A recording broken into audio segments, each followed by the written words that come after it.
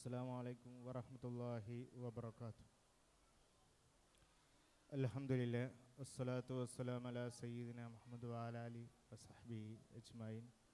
അമ്മാ ബഅദ്. വേദിയിൽ ഉപവിഷ്ടരായ കോക്കബുലിത edu campus chairman K Latheef Haji, board member K Abdulla, administrative officer Muhammad Kutty Saqafi,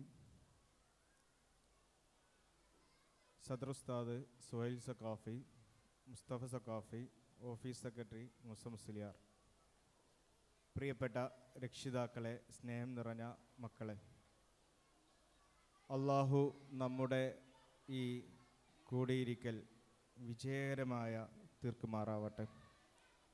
കോക്കബുലിത എജു ക്യാമ്പസിനെ സംബന്ധിച്ചിടത്തോളം നിങ്ങൾക്കൊക്കെ അറിയാം, വളരെ പരിമിതമായ സാഹചര്യത്തിൽ തുടങ്ങി ഇപ്പോഴും നമുക്ക് വളരെ പരിമിതമായ സൗകര്യത്തോടു കൂടി മുന്നോട്ട് പോകുന്ന ഒരു സ്ഥാപനമാണ്. ഈ സ്ഥാപനത്തിൽ നിങ്ങളെ ഇപ്പോൾ നമ്മൾ കഴിഞ്ഞ പ്രാവശ്യത്തെ അഡ്മിഷൻ സ്റ്റാറ്റസ് നോക്കുമ്പോൾ 2 വിദ്യാർത്ഥികൾ മാത്രമാണ് നമ്മുടെ സ്ഥാപനത്തിൽ പഠിക്കുന്ന കുട്ടികളുടെ റിലേഷൻ അല്ലാത്ത കുട്ടികളുള്ളത്. എന്ന് പറഞ്ഞാൽ നമ്മുടെ സ്ഥാപനത്തിൽ ഇപ്പോൾ അടുത്ത വർഷം വരാനുള്ളത് നിലവിലെ രക്ഷിതാക്കളുടെ മക്കളിൽ 2 ആൾ മാത്രമേ ഉള്ളൂ. പുതിയൊരു രക്ഷിതാവായിട്ട് വരുന്നത് 2 ആൾ മാത്രമേ ഉള്ളൂ. ബാക്കി 46 പേരും വരുന്നത് നിലവിലെ നമ്മുടെ രക്ഷിതാക്കളിൽ നിന്നാണ്. നമ്മുടെ പഠിക്കുന്ന കുട്ടികളുടെ അനുജന്മാരും അതോടൊപ്പം അവരുടെ റിലേഷനായുള്ള കുട്ടികളാണ്. ഇത് നമ്മുടെ സ്ഥാപനത്തിൽ വളരെ സന്തോഷം നൽകുന്ന ഒന്നാണ്. അതായത് റിപ്പീറ്റ്, നമ്മൾ ഒരു വർഷം ചേർത്ത് ഇനി എൻ്റെ കുട്ടികളെ ആരും അവിടെ ചേർക്കൂല എന്ന് പറയുന്ന ഒരു സിസ്റ്റത്തിലേക്ക് നമ്മളില്ല. അത് നമ്മുടെ അക്കാദമിക് ലെവലിലുള്ള നമ്മുടെ മുന്നേറ്റമാണ് കാണുന്നത്. അതിനു വേണ്ടിയിട്ട് നമ്മോടൊപ്പം സഹകരിക്കുന്ന, നമ്മുടെ അഹോരാത്രം കഷ്ടപ്പെടുന്ന മഹൽ വ്യക്തികളാണ് വേദിയിലിരിക്കുന്നത്. അതോടൊപ്പം തന്നെ നമ്മുടെ സ്റ്റാഫ് കൗൺസിൽ അംഗങ്ങളും. ഈ ഒരു നേട്ടം നമുക്ക് കൈവരിക്കാൻ സാധിച്ചത്, വളരെ പരിമിതമായ സൗകര്യത്തിൽ നിന്ന് ഈ നേട്ടം നമുക്ക് കൈവരിക്കാൻ ശ്രമിച്ചത് ഇത്തരമൊരു കൂട്ടായ്മ പ്രവർത്തനത്തിലൂടെയാണ്. എൻ്റെ സ്റ്റാഫ് കൗൺസിൽ അംഗങ്ങളെ അതിന് പ്രത്യേകം ഞാൻ ഈ അവസരത്തിൽ അഭിനന്ദിക്കുകയാണ്. നമ്മുടെ ഒരു വർഷത്തിൽ 3 പ്രാവശ്യം രക്ഷിതാക്കൾക്ക് നമ്മൾ റാൻഡമായിട്ട് വിളിക്കും. ഓരോ അസസ്മെൻറ്റുമായി ബന്ധപ്പെട്ട് ഞാൻ വിളിക്കുമ്പോൾ ഒരു ഫസ്റ്റ്, അതായത് ജൂലൈ മാസത്തിൽ ഒരു രക്ഷിതാവിനെ വിളിച്ചു. എന്താണ് കുട്ടിയുടെ പഠന കാര്യങ്ങൾ, എങ്ങനെയാണ് ടീച്ചേഴ്സിനോടുള്ള മനോഭാവം, ടീച്ചേഴ്സിനെ കുറിച്ച് വീട്ടിൽ പറയാറുണ്ടോ, സ്കൂളിനെ കുറിച്ച് വീട്ടിൽ പറയാറുണ്ടോ, സ്കൂളിൽ കുട്ടികളെ പഠിക്കുന്ന കാര്യം അല്ലെങ്കിൽ സ്കൂളിൽ നടന്ന കാര്യങ്ങളൊക്കെ പറയാറുണ്ടോ എന്ന് പറഞ്ഞു. അപ്പോൾ രക്ഷിതാവ് പറഞ്ഞു, സ്കൂളത്തെ കാര്യങ്ങളൊക്കെ പറയാറുണ്ട്.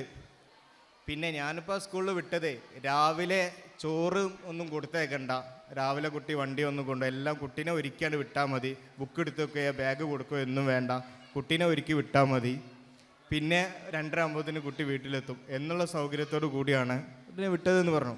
വേറൊരു മെച്ചങ്ങളൊന്നും കുട്ടി പഠിക്കുന്നതായിട്ടൊന്നും ഞാൻ കാണുന്നില്ല എന്നു. ഇതേ രക്ഷിതാവിനെ ഞാൻ നോട്ട് ചെയ്തു. പിന്നെയും 250 രക്ഷിതാക്കളിൽ നിന്നും 17 രക്ഷിതാക്കളെ 2ാമത്തെ സെക്ഷനിൽ ഞാൻ വിളിച്ചു. 2ാമത്തെ സെക്ഷനിൽ വിളിച്ച് ഏറ്റവും ലാസ്റ്റാണ് ഈ രക്ഷിതാവിനെ വിളിക്കുന്നത്.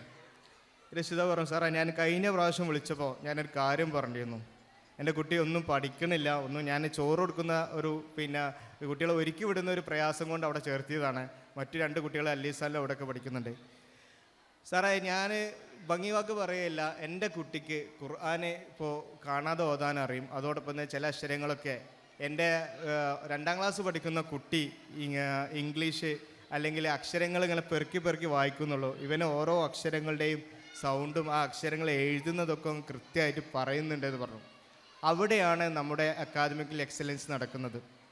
ഇപ്പോൾ ഇത്രയും നമ്മുടെ പഠനം എന്ന് പറഞ്ഞാൽ നമ്മുടെ അസസ്മെൻറ്റ് ഷീറ്റുകളൊക്കെ നിങ്ങൾക്ക് നോക്കിയാൽ അറിയാം, 100 മാർക്ക് അല്ലെങ്കിൽ 105 മാർക്ക്. ഒരു കുട്ടി ഒരു വിഷയം 4 രീതിയിലാണ് ഗ്രഹിക്കുന്നത്. കുട്ടി അത് ആദ്യം ഐഡൻറ്റിഫിക്കേഷൻ, റൈറ്റിങ്, റീഡിങ്, പല രീതിയിലും കുട്ടി വായിക്കും. ഈ റൈറ്റിങ്ങും റീഡിങ്ങും കറക്റ്റായി മാത്രം മാർക്ക് കൊടുത്താൽ പോരാ, കുട്ടി ആ സ്ഥാനം ഐഡൻറ്റിഫൈ ചെയ്തു എന്നുള്ള കാര്യം കുട്ടിക്ക് അറിയുന്നുണ്ടെങ്കിൽ അതിനും മാർക്ക് കൊടുക്കണം. അപ്പോൾ കുട്ടികളുടെ സ്കില്ലിനെ കുറിച്ച്, സ്കില്ലിനാണ് ആക്ടിവിറ്റി ബേസിൽ പ്രാധാന്യം വരുന്നത്.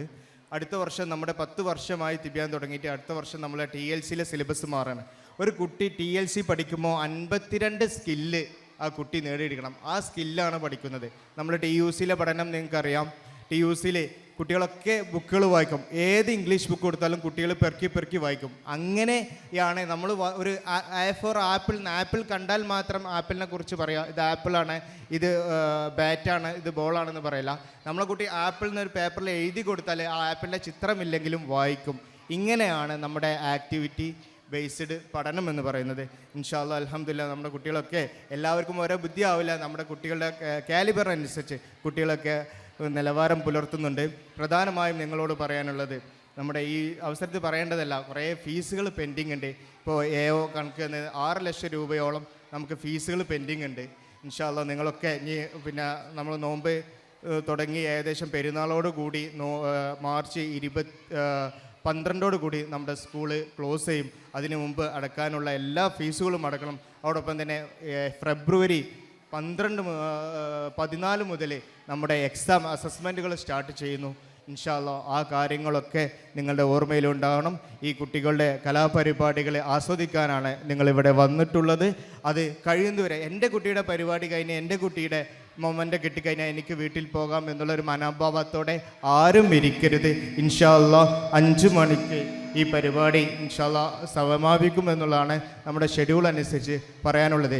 ഈ അവസരത്തിൽ പ്രത്യേകം ഓർമ്മപ്പെടുത്താനുള്ളത്, ഈ വേദിയിൽ കഴിഞ്ഞ പ്രാവശ്യം നമ്മോടൊപ്പം ഇരുന്ന മൊയ്തീൻ കുട്ടി ഹാജി ഇന്ന് നമ്മോടൊപ്പം ഇല്ല. അള്ളാഹു അദ്ദേഹത്തിൻ്റെ ഖബർ സന്തോഷകരമാറാവട്ടെ. അള്ളാഹു അദ്ദേഹത്തെ അറിയാൻ നിങ്ങൾക്കൊക്കെ അറിയാം. നമ്മുടെ സ്ഥാപനത്തിന് വേണ്ടിയിട്ട് വളരെയധികം അഹോരാത്രം കഷ്ടപ്പെട്ട് എല്ലാ ദിവസവും നമ്മുടെ തിബിയാൻ്റെ ചെയർമാനായിരുന്നു.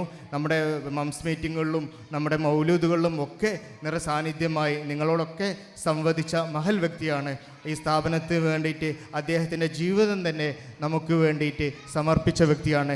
എല്ലാവരുടെയും പ്രാർത്ഥനകളിൽ അദ്ദേഹത്തെ ഉൾപ്പെടുത്തണമെന്ന് മാത്രം ഓർമ്മപ്പെടുത്തിക്കൊണ്ട് ഈ മഹത്ത യോഗം ഉദ്ഘാടനം ചെയ്ത് സംസാരിക്കുന്നത് ഈ സ്ഥാപനത്തിൻ്റെ ചെയർമാൻ, മാനേജിംഗ് കമ്മിറ്റി ജനറൽ സെക്രട്ടറിയുമായ KK അബ്ദുൽ ലത്തീഫ് ഹാജിയാണ് അവരുകളാണ്.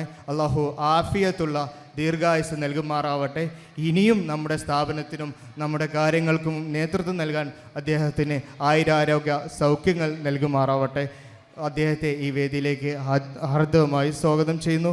നമ്മുടെ ബോർഡ് മെമ്പർ K അബ്ദുള്ള, അതോടൊപ്പം തന്നെ നമ്മുടെ വേദിയിലുള്ള എല്ലാ വ്യക്തികളെയും, എൻ്റെ പ്രിയപ്പെട്ട രക്ഷിതാക്കളെയും ഒരു കാര്യം പ്രത്യേകം ഓർമ്മപ്പെടുത്തുന്നു.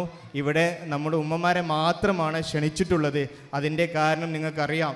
ഇൻഷാ അല്ലാഹ് ഉപ്പമാർക്ക് നമുക്ക് ലൈവിൽ ഇത് കാണാനുള്ള അവസരമുണ്ട്. അതിനുശേഷം വീഡിയോസ്, എല്ലാ വീഡിയോസും ഫുൾ വീഡിയോസ് നമ്മൾ യൂട്യൂബ് ചാനലിൽ അപ്ലോഡ് ചെയ്യും. ഇൻഷാ അല്ലാഹ് ഈ പരിപാടി കഴിയുന്നത് വരെ നിങ്ങളുടെ നിറസാന്നിധ്യം ഉണ്ടാവണമെന്ന് ആത്മാർത്ഥമായി ഓർമ്മപ്പെടുത്തുന്നു. അതോടൊപ്പം തന്നെ ഇന്ന് ടീച്ചേഴ്സ് കുട്ടികളെ റോഡിലേക്ക് പോകുന്നു, മറ്റു കാര്യങ്ങളൊക്കെ ശ്രദ്ധിക്കാൻ അവർക്ക് പ്രയാസം ഉണ്ടാവും.